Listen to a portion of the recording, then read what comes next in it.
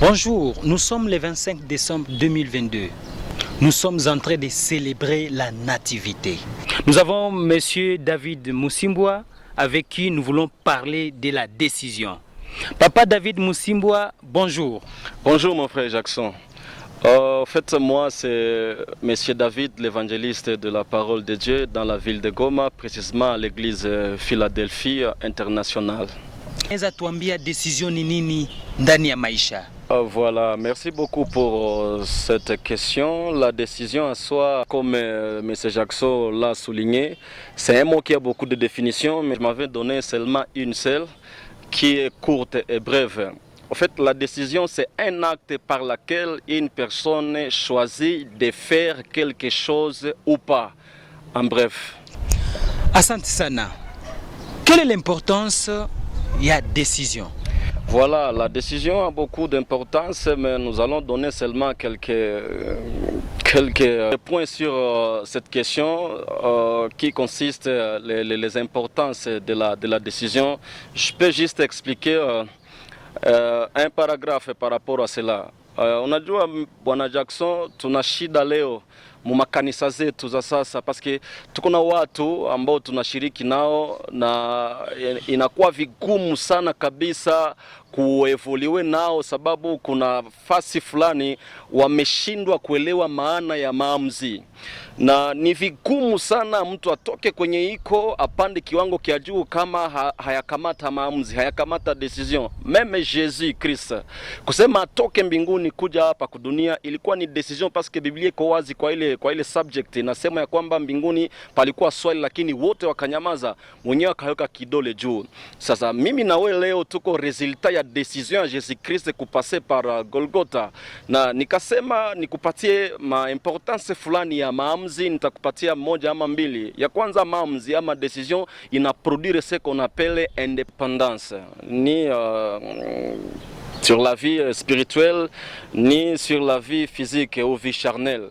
Parce que lorsque mtu iko na vivre maisha ya péché, iko emprisonné quelque part, kutoka mu péché, c'est une décision. Oui, itapeze ku maisha yako parce que ulikuwa attaché na pombe, ulikuwa attaché na prostitution, ulikuwa attaché na vol parce que ilikuwa na kuproduire makuta, ulikuwa attaché na escroquerie comme on le voit pour le moment dans nos jours actuels. Les voleurs, ce ne sont pas seulement benye biko na bomola manyumba busiku, mais aussi il y a maintenant nous avons des serviteurs escrocs, des serviteurs voleurs, menye anakula makuta ya bato au travers des prophéties, autre chose, c'est un prisonnier. Maintenant, pour qu'il atoke pale kwenye iko aende kuishi maisha ya indépendance dans Jésus-Christ, il faut akamate décision. Mais aussi, il n'y a pas un résultat sans un acte. C'est que ukakamata décision, il faut ufanye acte kukue kitu fulani unafanya pour que utoke mu maisha ya dépendance na ukue indépendant, comme je l'avais dit. Uliachia masomo quelque part, ce que les gens négligent aujourd'hui, ils pensent que non, pour avoir une vie Mungu tu. Non, quelque part Biblia iko wazi nasema na roho na akili pia bitumike. Kusema akili nasema connaissance, pour avoir la connaissance il faut kuikala ufundishiwe. C'est une décision, ni wakati yako yenye utasacrifier, mais itakusaidia kuabutir objectif. Unapenda ukuwe na maisha yenye itaepate, il faut unakuwa na ma décision. Mais aussi décision ina produit ce qu'on appelle discipline. Ulikuwa napenda consommer makuta en désordre, mais dès lors tu te décides, tu dis non, je ne dépense plus mon argent comme avant. Sérieusement itakukrele manui avec bengine, mais wewe unajua kwenye uko unaenda parce que tu n'as pas pris la décision pour ces gens, mais tu as pris la décision pour toi-même, parce que c'est ta propre vie. Personne ne vit ta vie, mais c'est toi qui vis ta vie. Et pour que le vie yakuendele, il faut une décision qui va produire certaines disciplines na itakusaidia, parce que hautakuwa tena comme avant, na ita changer ta vie en soi.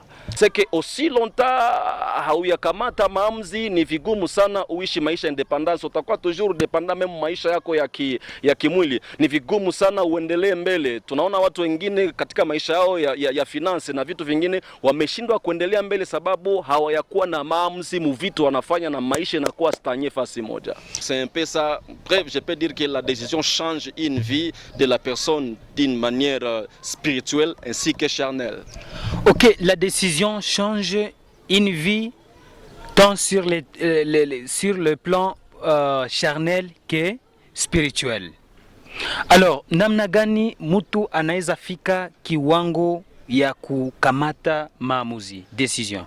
Merci beaucoup une fois de plus mon frère Jackson. Mtu anaweza kufikia kiwango ya kukamata decision, haiko bitu mingi. Kitu kimoja tu nitaweza kuongea pale ni kusema ifo mtu anafanya ce qu'on appelle l'introspection kwanza. Yani unarudia unaangalia periode toka siku fulani mpaka sasa, comme aujourd'hui les gens sont en train de fêter la fête de Noël. Aujourd'hui c'est le 25 décembre comme M. Jackson l'a bien dit lorsqu'on a commencé. Le problème ce n'est pas de fêter, mais le problème c'est de faire l'évaluation de sa vie. Nimeshindwa wapi? Bientôt ça sera le 1er janvier 2023, mais mtu mwenye kabisa anataka kuexcele mu 2023 ataikala anafanya bilan ya maisha yake. Mukiwango ya finance bilishindikana, wapi nilishindwa? Mufua yangu bitu abikuendeka, wapi nilishindwa? Mu masomo yangu bitu bilishindikana, wapi nilishindwa? Mena ukisha identifier source ya maesheke yako, mena unakamata décision. Hiki sitakifanya tena, sita dépenser makuta yangu, parce que la décision en soi produit ce qu'on appelle aussi la discipline. Lorsque on agit discipliné, itakuwa buzito, mais utasupporter parce que on attendre vers un résultat qui est positif au travers de la décision que tu as prise. Le problème c'est que nous avons déjà benye banapenda sana kuishi maisha ya masse na banajiattacher sana kubatu, alors que une vie ya masse ni maisha moya yenye ni inakuwa amase mchana, mais busiku unakuwa wewe peke mkitanda. Vous étiez 20, maintenant le soir tu es seul. Maintenant kama hautafika kwa wakati ya kukua nafanya introspection na kuidentifie maisha yako, papa, utakuwa toujours mtu mwenye hautaenda quelque part, utakuwa toujours piqué. Mais après avoir évalué, parce que kuko bitu bebiliendeka, kuko benyabi kuendeka na biabi kuendeka peut-être njobia mingi sana, et puis vie yako haiko avancer. Maintenant ce qui va t'amener maintenant à décider pour qu'il y ait un changement, c'est ce qu'on appelle l'introspection et l'identification de tous ces échecs là. Ça va te pousser maintenant à prendre une décision, ni sur le plan spirituel ni sur le plan charnel. Aujourd'hui on peut se dire être évangéliste, on prêche la parole de Dieu parce qu'on a pris une décision après introspection. Zambia inanda nikito, prostitution, ça gaspille l'argent, l'énergie, c'est pas les vols, batakuchinja kule inje, un escroc, unakula makuta, ça modifie ton nom, disons, batakupanga majina mwazi yasina maana, mais après avoir faire l'introspection sur tout cela, on a jugé bon et prendre la décision de suivre Jésus-Christ après avoir identifié. Donc, acha kuangalia batu kwanza et aussi faire l'introspection et identifier les échecs. Maintenant, l'année prochaine, tu ne vas pas attendre à ce que bakutabiri. Mon frère, je vois ta vie, je vois tout cela. Non, non. Ouais. Il y a d'autres choses. Bon, c'est bon parce que la prophétie, c'est l'un c'est l'un des ministères dans l'église. Mais à où t'as dépendre directement de la prophétie parce qu'à part la prophétie, il y a la parole de Dieu et autre chose. Ouais. Maintenant, il faut kuikala, tu identifies et kuacha kuangalia watu là, tu vas avancer dans les bons. Asante sana kabisa kwa ile maexplication yote. Minawaza wapendwa ambao mnatufuata kwa saa hizi, mumesikia kila kitu yote ambayo mtumishi wa Mungu Papa David Musimbwa ameendelea kututoea ndani ya ile kitu ya comment est-ce mtu anaweza fika mu niveau ya kukamata decision. Sasa swali la mwisho Papa David, kwa mtu ambaye kabisa amekatala ama ameshindwa kukamata decision, nini inaweza kuwa matokeo? Voilà, mtu mwenye anashindwa kukamata decision ama anakataa, anaprefere kubakia mbenye iko ndani, du côté spirituel c'est que anangojea kifo kia umilele, parce que la Bible nous dit mwenye anakufa ndani ya Yesu Kristo hakufe lakini anapumzika. Me wakati unakatala ukamata decision ya kuacha zambi na udependre na Jésus directement, maisha yako umekufa na ukingaliki mzima. Lakini kumutu mwenye atadeside kutoka mu maisha machafuko, maisha dhambi na kudependre na Jésus, ni mtu mwenye meme si akakufa atakuwa kama vile hakufe lakini anapumzika. Mu maisha ya kimwili na ni meme chose. Aussi longtemps hauyakamata decision, unajua kama uyajisikia buchunge benye uko napitia, ni vigumu sana mwingine akamate maamuzi kuna nafasi yako, utakuwa mtu wa kulia.